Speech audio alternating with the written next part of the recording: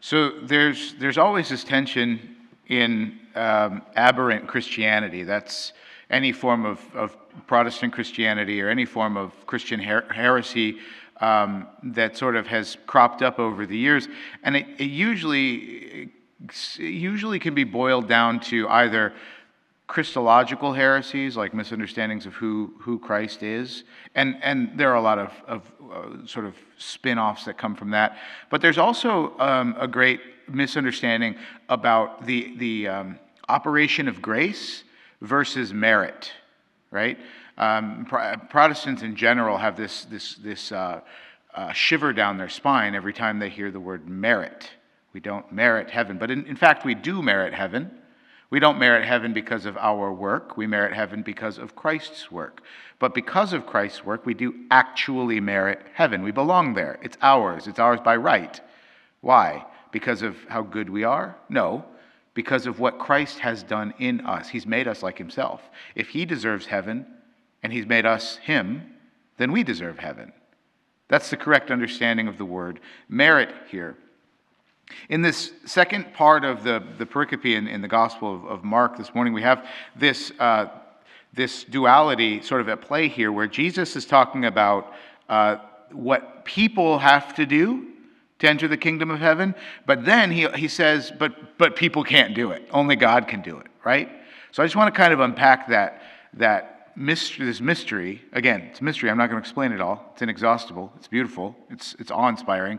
But we can kind of scratch the surface of this, because as I've said before, as I know you've heard before, God does all the work, but he delights in his creation's cooperation. Right? So he makes us to be like himself, so he delights in seeing us do the kind of things that he does, even though he is both the source of and the perfecter of those good things that we do. Okay? So we do the good things, that's true, we do them, but he's the source of those good things, and as we do them, and if they come to any sort of fruition at all, he is the perfecter of them. Right? We sort of are in the middle of his work, working with him. Okay? He knows what he wants to do. He starts to do it. He invites us to do it with him. We collaborate with him. We've done everything we can do, which is totally imperfect and totally impoverished. And then he finishes it and ties it up in a nice bow and looks at you and me and says, "Good job. Well done." Right? So when it comes to salvation, he says how hard it is. First, he says how hard it is for the wealthy to enter into the kingdom of heaven, right? And that's true, but it's not. It's equally true that it can be difficult for the poor to enter into heaven, because the reason it's difficult for the rich to enter into heaven is because they have forgotten their dependence on God and they think they can provide for themselves. Arrogant, foolish human beings. Similarly, however, in a person's poverty, they can become despondent, despairing, and what's the word? Blasphemous towards God. God, you're evil, you're wicked, you've abandoned me in my wretchedness. Right? So it's not just the rich who may have a hard time getting into heaven. Right? It's just they have a more comfortable hard time getting into heaven versus the poor who are uncomfortable in their poverty, not getting into heaven.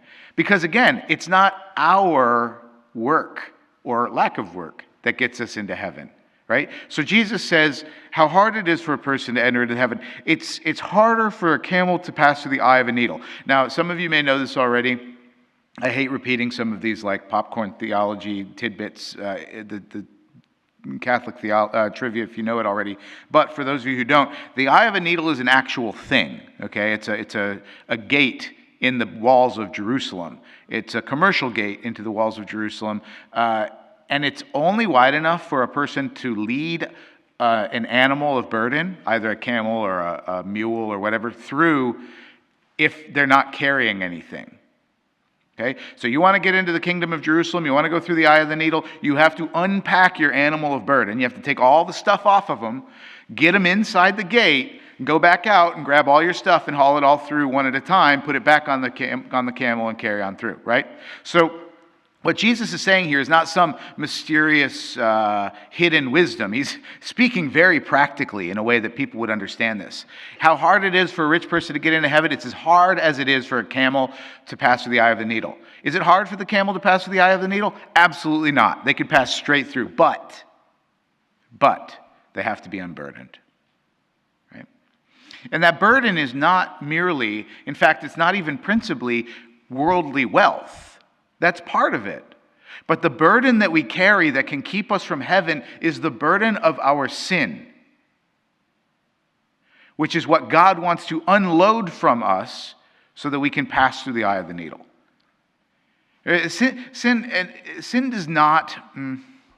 Sin doesn't hurt God, okay? We use that language for kids. We need to grow up, okay, and stop using that language in our mind. Sin does not hurt God. We cannot hurt God. The devil can't hurt God. Sin offends God. Why? Because it hurts somebody he loves. He is offended by sin because sin hurts you, and he loves you. He loves you so much.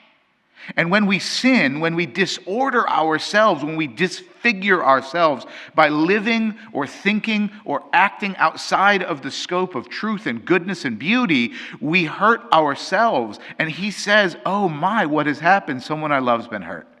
That's how sin affects God, okay? We're not hurting God by sinning. We're offending him because we've hurt ourselves. Sin hurts us. And because he loves us, he wants that to be fixed. The fixing of that is the unburdening of the camel so that it can go past through the eye of the needle and go into heaven, okay?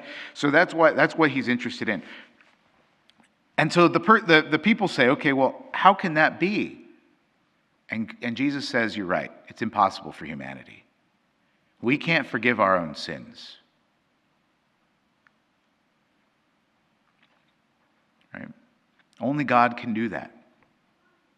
And he's created an avenue by which that happens through the normal operation of his sacrifice today in the world, which are his sacraments.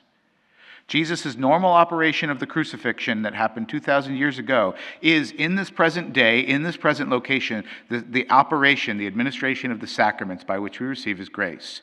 One sacrament in particular unburdens the camel so that it may pass through the eye of the needle. That is the sacrament of reconciliation, the sacrament of confession, by which, or rather into which we enter as a burdened sinner, a broken, sick, weak, naked, and shameful creature, right? Because of our own personal sin that we've chosen to do.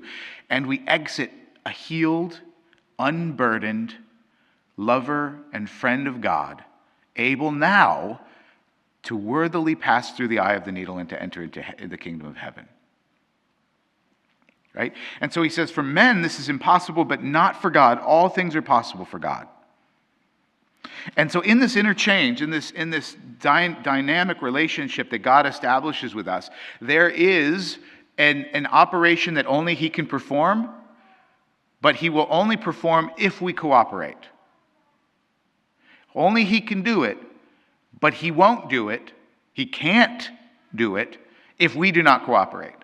Right? So we have to go to the Lord. In terms of the whole scope and scheme of our own personal salvation, we have to go to the Lord first of all and say, Lord, I know that I am not saved on my own. I know that because of sin, I'm doomed. That's my default condition. I know I'm broken. Right? What do the Anon groups say? The AA groups and the NA groups and all the groups, they say the first step to overcoming a problem is what? Admitting you got one. Right? Lord, I am a sinner. I am broken. I cannot be happy. I can't do anything on my own. Nothing that's going to last anyways, right? I need you. And God says, good. Step 1, check. Step 2, Lord, will you do it for me? That's step 2. Check. Yes, I will do it for you. Step 3, what do you want me to do to share in the work that you're going to do for me, for my salvation? And that's when he says, aha, good. This is the good stuff. This is what I love. This is what I've made you for. I've made you to work with me to do the things that I do, right? And so we confess our sins. We say, Lord, I'm going to amend my life. I'm going to try to not do these things again. And in a positive way, in a positive note, we say, I'm going to then try to live in a more charitable manner, right? And that charity comes in what Jesus was telling to the rich young man. Go and sell all you have and give to the poor. Now, he doesn't call everybody to do that. That's an objective reality. He does not call everybody to sell all they have and give to the poor. But he does call every single Christian to be charitable institutions unto themselves, to find in the world those works of mercy that need to be done. I said it yesterday kind of as a throwaway, and it made sense, so I'll say it again. Christians are to the world what firemen are to fire. When there's a fire, firemen run towards it. Everybody else is running away from it. Firemen run into the fire. Christians are to the world as American soldiers are to combat. Things start popping off, everybody's running away, soldiers are running towards the fire. Christians see in the world poverty, brokenness, sadness, ignorance, sin. We don't run away from it, we run toward it because God has given each of us the ability to cooperate in His work to do the things that are needed to instruct the ignorant, to comfort the sorrowful, to clothe the naked, to feed the poor. And this is the work that delights Him, and this is the work by which we share in His work of our salvation. So that when He says, I have saved you, we can say, yes, you have, and I'm so grateful that you have given me some share in that work, that I might merit heaven. Right? This is the way the Lord works in our lives. He's called each one of us to acknowledge the fact that we're sinners and to move past it. Get over it. Who cares? But you got to start there. And then to begin the work that God has begun in your life, to cooperate with that work in Him, and then to give Him the freedom to bring it to a beautiful completion so that you can both enjoy it for eternity.